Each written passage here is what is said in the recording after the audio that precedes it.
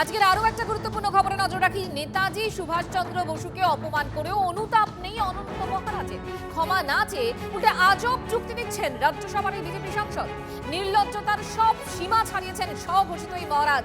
কোনো ভুল করেননি, ক্ষমা চাওয়ার প্রশ্নও নেই বলে নিজেই নিজেকে সার্টিফিকেট দিচ্ছেন এই নগেন রায় মানে অনন্ত মহারাজ। প্রয়াত নেহেরু শরৎচন্দ্র বসুকে গ্রেফতারের হাস্যকর দাবি করেছেন এই নগেন রায় মানে অনন্ত মহারাজ। ল অ্যান্ড অর্ডার সবার জন্য প্রযোজ্য। রাষ্ট্রপতিরও ফাঁসি হয়, প্রধানমন্ত্রীরও ফাঁসি হয়, হ্যাঁ, সবার জেল হয়। এটা আইন সর্বোপরি। আমি বারবার বলছি, আমি এভিডেন্সে কথা বলছি। নেতাজি কি করেছে এর যে আজাদিন ফোর্স বানাই নাই, এটা বিস্তারিত লেখা আছে। আর ওর ওই কী বলে শরৎচন্দ্র বোস বলেছে, তা যদি গভর্নমেন্টকে অ্যারেস্ট করতে হয়, হ্যাঁ, এনাকে অ্যারেস্ট করুক, আমাকে করবে কেন? উনি তো মারা গেছেন না দাদা, আপনি এখন বলছেন এই জন্য। ঠিক আছে, মারা গেছে, কিন্তু এই ডকুমেন্টস তো আর্কাইভে আছে, আমাদের আর্কাইভে আছে। তো আর্কাইভের মালিককে, আর্কাইভ মালিক একদম ভারতের প্রধানমন্ত্রী, গৃহমন্ত্রী এবং আমার যে ডকুমেন্টস ইয়ে করে তথ্য বিভাগ। তো একে অ্যারেস্ট করুন, গভর্নমেন্টের নোটিশ জানিয়ে দেন, প্রধানমন্ত্রীকে অ্যারেস্ট করুন, কোটে পাঠাক, আমাকেও বলবে কেন? এরা দিয়েছে বলে তো প্রচার হচ্ছে। যদি গভর্নমেন্ট এরকম করে থাকে, এখানে বিস্তারিত লেখা আছে, আমি তো একটা মিথ্যা কথা বলিনি। তো এই যাওয়ার পরে যে জওহরলাল নেহরুকে অ্যারেস্ট করা উচিত। আমাদের গভর্নমেন্ট এখন কী করছে? এটা যাচ করা উচিত।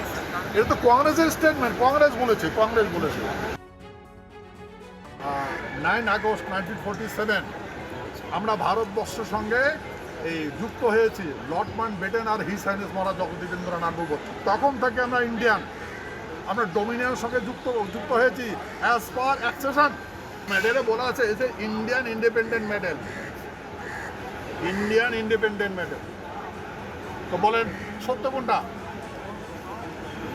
এটা গভর্নমেন্ট নোটিফিকেশন, গভর্নমেন্ট বলেছে যে মহারাজা জগদীবেন্দ্রনাথের নেতৃত্বে ভারতবর্ষ স্বাধীন হয়েছে।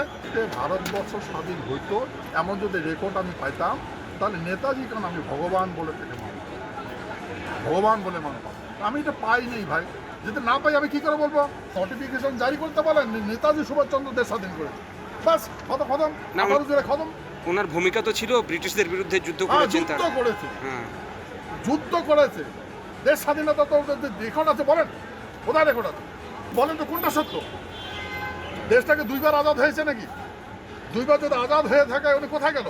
আজাদ দেশ উনি কোথায় গেল? উনি হঠাৎ এই ধরনের এই আক্রমণ, তো এটার একটা রহস্য।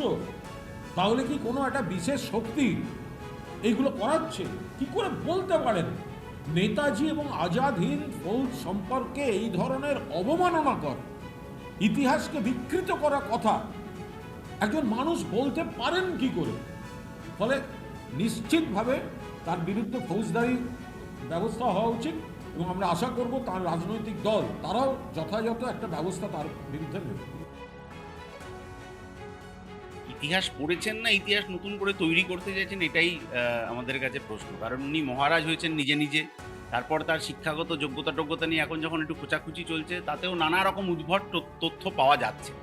এহেন লোককে কোনো এক সময় তৃণমূল, কোনো এক সময় বিজেপি গলায় মালা পরিয়ে নিজেদের দলে নিচ্ছিল। যেভাবে নেতাজিকে অপমান করা হচ্ছে, তারপরে মুখ্যমন্ত্রী বলছেন যে আমরা একটা ব্যবস্থা নেব, কিন্তু অনন্ত মহারাজের বিরুদ্ধে এখনো কোনো ব্যবস্থা নেওয়া হচ্ছে না। এতে দুটো জিনিস প্রমাণ হয়। এক হচ্ছে মুখ্যমন্ত্রী প্রশাসনকে শক্তভাবে চালাতে ব্যর্থ, আর দ্বিতীয় হচ্ছে এটাই বিজেপির রাজনীতি। তারা আজকে নেতাজিকে, কালকে ক্ষুদিরামকে, পরশু ভগৎ সিংকে হচ্ছে মানুষের কাছে ছোট দেখিয়ে ধীরে ধীরে ধীরে ধীরে তাদের যে গ্রহণযোগ্যতা, তাদের যে ভাবনা, সেইটাকে ভারতবাসীর মন থেকে দূরে করে দিতে চায়। নেতাজিকে অপমান করলে জেলে যেতে হবে, যে দলেরই হোক, রেয়াত করা হবে না, হুঁশিয়ারি বিজেপি বিধায়ক সজল ঘোষের। নেতাজিকে নিয়ে যারা অপমান করবেন, তিনি যে রাজনৈতিক দলেরই হন, তাকে গ্রেপ্তার করা উচিত। যে রাজনৈতিক দলের হন, আপনার মনে মনে যেসব রাজনৈতিক দলের নাম আসছে, আমি সেগুলো ভেবেই বলছি। তাদের হ্যাঁ, মহারাজ যেই হন, যে মহারাজই হন, আমি বিশ্বাস করি ওনার কাজ হচ্ছে শুধু রাজবংশীটুকু নিয়ে চলা। রাজবংশীর বাইরে ওনার কোনো পরিচয় নেই। আমি শিক্ষিত রাজবংশী ভাই বোনেরাও কখনো নেতাজির এই অপমানকে সহ্য করবে না, ওর কিছু বসংবদ লোক ছাড়া। নেতাজিকে যারা অপমান করবে তার কোনো ক্ষমা নেই, সে যাই হোক। সিপিএম যেন এ বিষয়ে মুখ না খোলে। যারা তেজর কুকুর বলেছিল কংগ্রেস যারা নেতাজিকে দল থেকে তাড়িয়ে দিয়েছিল তারা যেন মুখ না খোলে, আর তৃণমূলও যেন মুখ না খোলে।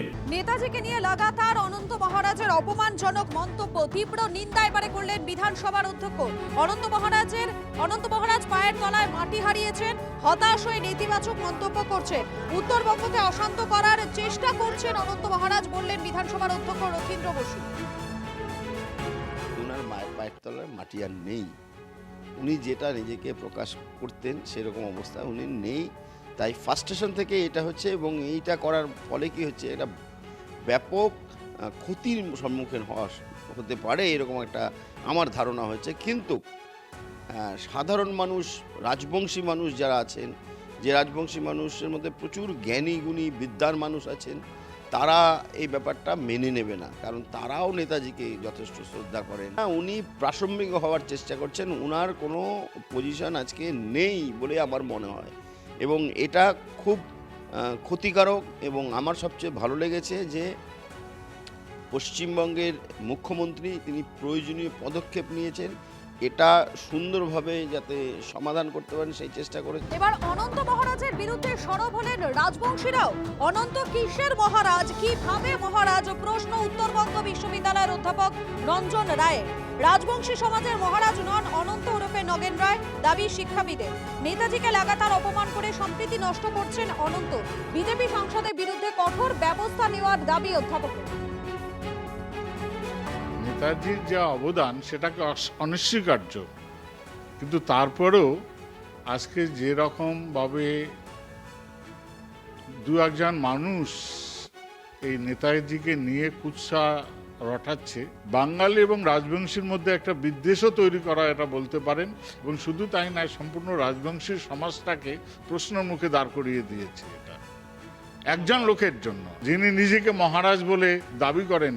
কিসের ভিত্তিতে মহারাজ সেটাও যেমন একটা প্রশ্নবোধক, এবং তিনি আজকে যেভাবে নেতাজিকে নিয়ে কুৎসা রটাচ্ছেন সেটাকে সম্পূর্ণভাবে আমি একজন রাজবংশী সমাজের মানুষ হিসাবে এর প্রতিবাদ তো করছি, এবং এটা কোনো একটা ঘৃণ্য যে চক্রান্ত, এই ধরনের ঘৃণ্য চক্রান্তের সম্পূর্ণ বিরোধিতা করছি। সোশ্যাল মিডিয়ায় নেতাজিকে অপমান করায় গ্রেফতার। মুখ্যমন্ত্রীর নির্দেশের 12 ঘন্টার মধ্যেই শুরু অ্যাকশন, কড়া অ্যাকশন শুরু। উত্তর দিনাজপুরের চাকুলিয়া থেকে একজনকে গ্রেফতার করা হয়েছে। অনন্ত মহারাজের ঘনিষ্ঠ অভিযুক্ত কিরণ কুমার দাস। মুখ্যমন্ত্রীর নির্দেশ এবং তারপরেই অ্যাকশন শুরু। একজনকে ইতিমধ্যে গ্রেফতার করা হয়েছে, তার নাম কিরণ কুমার দাস এবং সে অনন্ত মহারাজের ঘনিষ্ঠ বলেই জানা যাচ্ছে।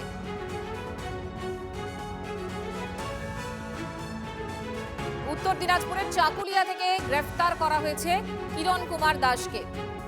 বিশ্বরূপ আমাদের প্রতিনিধি আমাদের সঙ্গে রয়েছে। বিশ্বরূপ, এই কিরণ কুমার দাসের বিরুদ্ধে অভিযোগটা কি? দেখো, পুলিশ সূত্রে জানা গিয়েছে ধৃত ওই যুবক বিগত কিছুদিন ধরেই নিজের ফেসবুকে নেতাজি সম্পর্কে একাধিক কুরুচিকর মন্তব্য পোস্ট করে। বিষয়টি সাইবার বিভাগের নজরে আসার পরই পুলিশ তদন্তে নামে। প্রসঙ্গত, নেতাজি সম্পর্কে কোন রকম কুরুচিকর মন্তব্য বরদাস্ত করা হবে না, সেটা কিন্তু বলেই দিয়েছিলেন রাজ্যের মুখ্যমন্ত্রী শুভেন্দু অধিকারী। দেখো, এরপরেই কিন্তু 24 ঘন্টা পার হতে না হতেই এই ব্যক্তিকে তার বাড়ি থেকেই গ্রেপ্তার করা হয়েছে। এলাকা সূত্রে জানা গিয়েছে ধৃত যুবকের পরিবারে তার এই বড় ভাই ও 3 বোন রয়েছে। বড় ভাই পৈতৃক জমিতে কৃষিকাজ করে। ধৃত যুবক বিগত বছর খানেক ধরে কোচবিহারে আইন নিয়ে পড়াশোনা করছে। তার এক বোন ইসলামপুর আদালতের আইনজীবী। ধৃত যুবককে আদালতে পেশ করা হয়েছে। দেখো, আদালত কি বিচার দেয় সেদিকে অবশ্যই নজর থাকবে। তার মা নেতাজি সুভাষচন্দ্র বসুর অপমানে জিরো টলারেন্স। মুখ্যমন্ত্রীর নির্দেশের পরে কড়া পদক্ষেপ পুলিশের। সোশ্যাল মিডিয়ায় নেতাজিকে নিয়ে অবমাননাকর পোস্টের বিরুদ্ধে 6টি এফআইআর দায়ের। সোশ্যাল মিডিয়া থেকে সরানো হলো 87টি অবমাননাকর পোস্ট।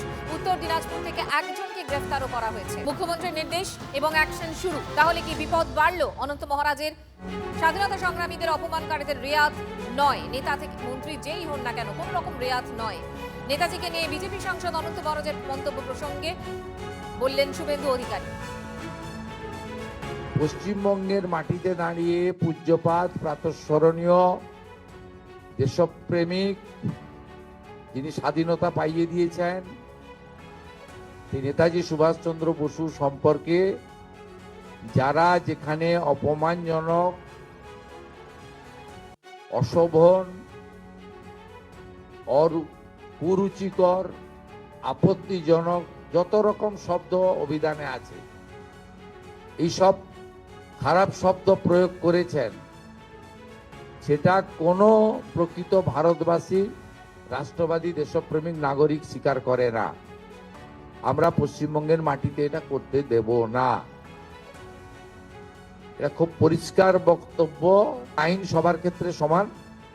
তিনি মন্ত্রী হন, শান্ত্রী হন, সাংসদ হন, বিধায়ক হন, যেই হন, যে দলেরই হন, এমনকি যদি সরকারি কর্মচারী, পুলিশ কর্মী হন, তার ক্ষেত্রেও আইন সমানভাবে প্রয়োগ করা হবে। নেতাজিকে অপমান বিজেপি সাংসদ নগেন্দ্র রায় ওরফে অনন্ত মহারাজের। আর এই প্রসঙ্গে নেতাজির পৌত্র সুগত বসু তিনি কি বলেছেন শুনুন। নেতাজি এমন একজন বড় মাপের মানুষ, সমগ্র ভারত উপমহাদেশে সকল নাগরিক তাকে শ্রদ্ধার চোখে দেখে। সারা এশিয়ায় স্বীকার করা হয় যে তিনি ইংরেজ, ফ্রেঞ্চ, ডাচ এইসব সাম্রাজ্যবাদ থেকে এশিয়ার মুক্তি এনে দিয়েছিলেন। তাই খুব নিম্ন স্তরের কোনো বিতর্কে আমি যেতে চাই না।